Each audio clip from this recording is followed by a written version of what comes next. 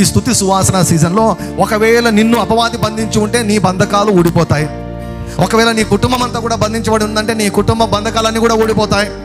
ఒకరే కాదు, ఒకరే దేవుని యొక్క శక్తి వస్తే కేవలం ఒకరి ఇద్దరు కాదు, మొత్తం విడుదలనిస్తుంది. ఆనాడు చెరసాలలో ఎంతమంది ఖైదులు ఉన్నారో అందరి బంధకాలు ఊడిపోయాయి. లేదు వీళ్ళిద్దరే స్తుతించారు, పౌలు శీలలు స్తుతించారు, వీళ్ళిద్దరికీ నేను మేలు చేస్తానని అనుకోలేదు దేవుడు. వారి యొక్క స్తుతి ఒకవేళ ప్రార్థించింటే వారిద్దరు ఈ బంధకాలు ఊడిపోయి ఉండేవేమో. సంఘము అత్యాసక్తితో ప్రార్థన చేస్తే ఆ పేతురు చెరసాల నుంచి విడిపించబడ్డాడు. పేతురు బంధకాలన్నీ తొలగిపోయాయి, పేతురు మాత్రమే విడిపించబడ్డాడు.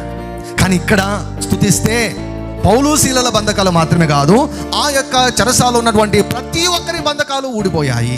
మన స్తుతి సువాసనలు మనం కొనసాగితే మన వీధులు విడిపించబడతాయి, మన ఊర్లు విడిపించబడతాయి, అందరి బంధకాలు తొలగిపోతాయి. అందరూ మానసిక గుడ్డితనం నుంచి, ఆత్మీయ గుడ్డితనం నుంచి వారు బయటకు వచ్చేస్తారు. హల్లెలూయా.